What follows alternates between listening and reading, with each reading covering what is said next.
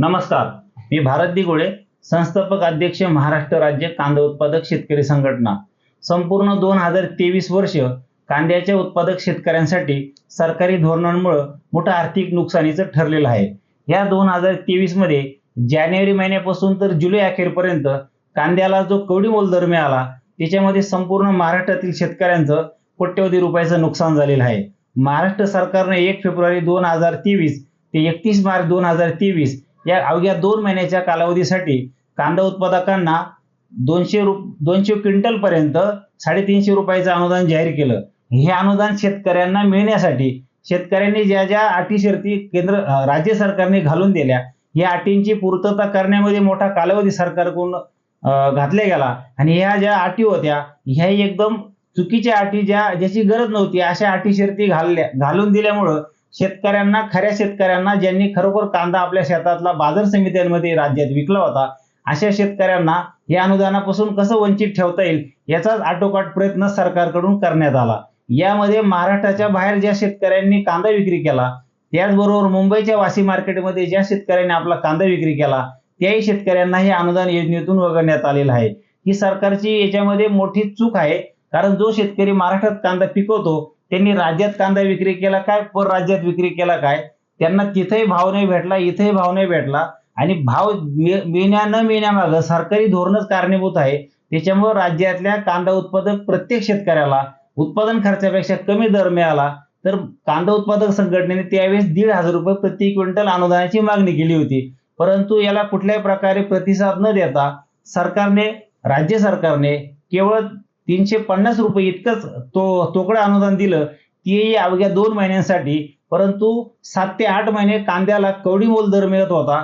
त्या संपूर्ण कालावधीसाठी मग तो उन्हाळी कांदा असेल, लाल कांदा असेल, या संपूर्ण कांदा उत्पादक शेतकऱ्यांना अनुदान देण्याची गरज होती। महाराष्ट्र कांदा उत्पादक संघटना असेल किंवा शेतकरी असेल, कोणालाही अनुदान मागण्याची गरज नाही। परंतु जर उत्पादन खर्चापेक्षा सतत आम्हाला भाव मिळत असेल तर मग मात्र ही सरकारची जबाबदारी आहे, कारण सरकारी धोरणामुळे आम्हाला भाव भेटत नाही। इतक्या मोठ्या लोकसंख्या असलेल्या देशाला आम्ही कांदा पुरवतो, आमचा कांदा भाव जेव्हा वाढतात त्यावेळेस तुम्ही तात्काळ कांद्याचे दर पाडण्यासाठी मग नाफेड NCCF जो कांदा आहे तो तुम्ही कमी दरामध्ये महाराष्ट्रामध्ये देशातल्या विविध राज्यांमध्ये तो ग्राहकांना उपलब्ध करून देतात। जो कांदा तुम्ही आधी आमच्याकडनं शेतकऱ्यांकडनं खरेदी करताना नाफेड NCCFच्या माध्यमातून जे फेडरेशन आणि फार्मर प्रोड्युसर कंपन्या आहे त्यांच्या माध्यमातून खरेदी करताना तुम्ही कवडीमोल दराने खरेदी करणार आणि तोच कांदा आमचे कांद्याचे भाव वाढायला कुठं सुरुवात झाली तर तो स्वस्त दरात उपलब्ध करून पुन्हा शेतकऱ्यांचे कांद्याचे भाव पाडले जातात। निर्यातीवर विविध प्रकारचे निर्बंध घातले जातात। त्यामध्ये यावर्षी सरकारने 40% निर्यात शुल्क असेल किंवा त्यानंतर आता किमान निर्यात मूल्य जे $800 आहे, या संपूर्ण प्रकारातून आणि परदेशी कांदा आयात करण्याच्या भूमिकेमुळे कांदा उत्पादकांचं 2023 वर्ष जे आहे या संपूर्ण कांदा विक्रीतून लाल असेल, उन्हाळी असेल, करोडो रुपयाचं नुकसान झालेलं आहे आणि याला सर्वोच्च केंद्र आणि राज्य सरकार जबाबदार आहे। ज्या कांद्याच्या अनुदानामध्ये तत्काळ त्याची संपूर्ण पूर्तता 15 दिवसात 20 दिवसात करून घेऊन संपूर्ण शेतकऱ्यांना तत्काळ ते अनुदान देणं गरजेचं असताना आता अनुदानाची घोषणा करून आणि त्याची पूर्तता शेतकऱ्यांकडून कागदपत्रांची केल्यानंतरही जर 5-5, 6-6, 7-7 महिने सरकारच्या माध्यमातून शेतकऱ्यांना अनुदान देण्यास लागत असतील तर हे राहिलेलं अनुदान असं याला म्हणता येणार नाही, तर हे ठेवलेलं अनुदान असं म्हणता येईल, कारण शेतकऱ्यांचा पैसा सरकारने स्वतःकडे ठेवून घेतला आहे।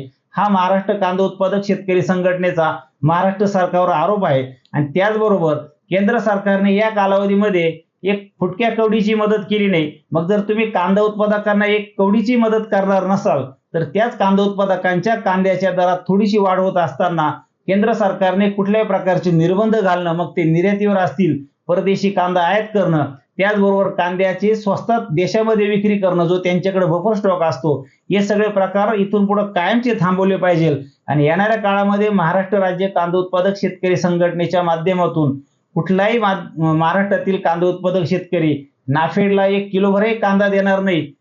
ही भूमिका आता कांदा उत्पादक संघटनेकडून घेतली जाईल, कारण हा कांदा तुम्ही घेऊन आधी कवडीमोल दराने घ्यायचा आणि तो कांदा शेतकऱ्यांचाच कांद्याचे भाव थोडी सुधारणा होण्यात आली किंवा वाढायला लागले की मग तुम्ही तो वापरून कांद्याचे भाव पाडायचे।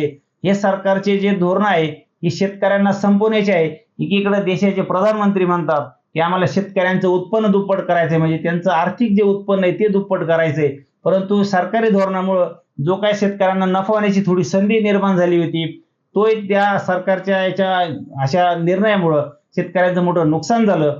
आणि ज्या कांद्याला काढणीच्या वेळेस अवकाळी पाऊस, गारपिटीचे नुकसान झालं होतं, असा साठवणूक केलेला कांदा यावर्षी सरकारने 2-3 वेळेस प्रयत्न करून ठरवून कांद्याचे भाव पाडले.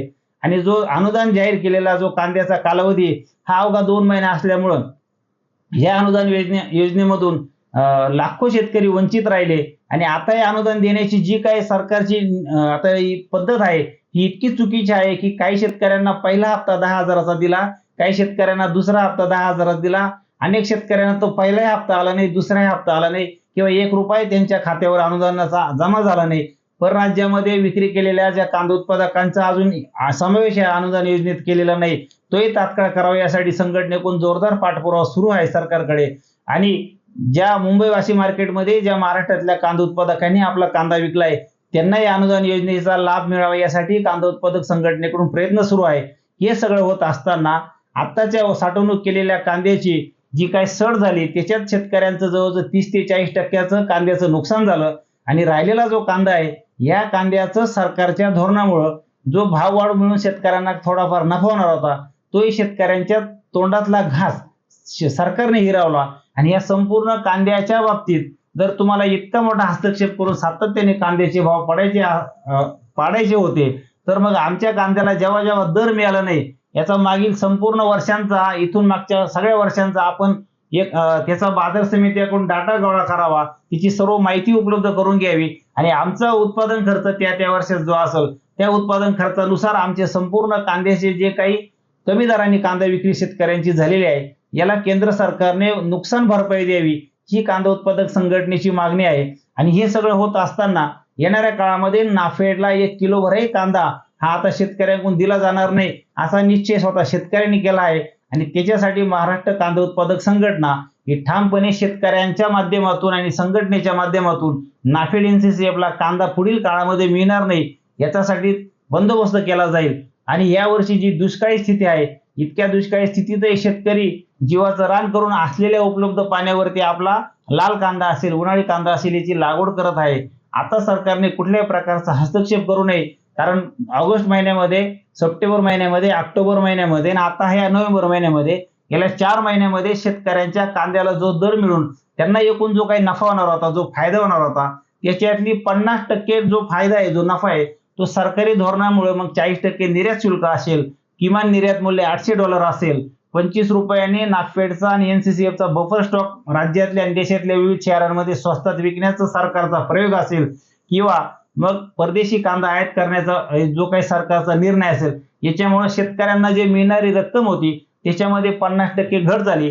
आणि ज्यावेळेस शेतकऱ्यांचा कांदा अगदी कवडीमोल दराने म्हणजे ₹2, ₹1 किलोने विकला जात होता, त्यावेळेस केंद्र सरकार हे कुठं लपून बसलं होतं. आणि आता केंद्र सरकारच्या अनुदानाच्या मागे आम्ही लागणार आहोत. आणि राज्य सरकारकडे जे आता अनुदान बाकी आहे, तर हे राहिलेलं अनुदान याला आता असं म्हणता येणार नाही, आता हे ठेवलेलं अनुदान म्हणता येईल. होय, कारण सरकारने जे 850-900 कोटीचं अनुदान जाहीर केलंय त्याच्यातले अवघे 300 कोटीच्या आसपास काही रक्कम शेतकऱ्यांना दिली आहे.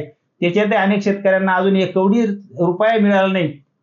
आणि हे सगळं होत असताना आता हे राहिलेलं अनुदान असं याला म्हणता येणार नाही, कारण मार्च महिन्यामध्ये अनुदान घोषित केलं होतं, आता नोव्हेंबर महिना संपत आलाय. म्हणजे जर 8-8, 9-9 महिने जर सरकार शेतकऱ्यांचे पैसे देत नसेल, तर आमचं असं म्हणणं आहे, कांदा उत्पादक संघटनेचा महाराष्ट्र सरकारवर आरोप आहे की आता आमचं अनुदान राहिलेलं नाही, तर महाराष्ट्र सरकारने कांदा उत्पादकांच्या अनुदानाची रक्कम स्वतःकडे ठेवून घेतली आहे.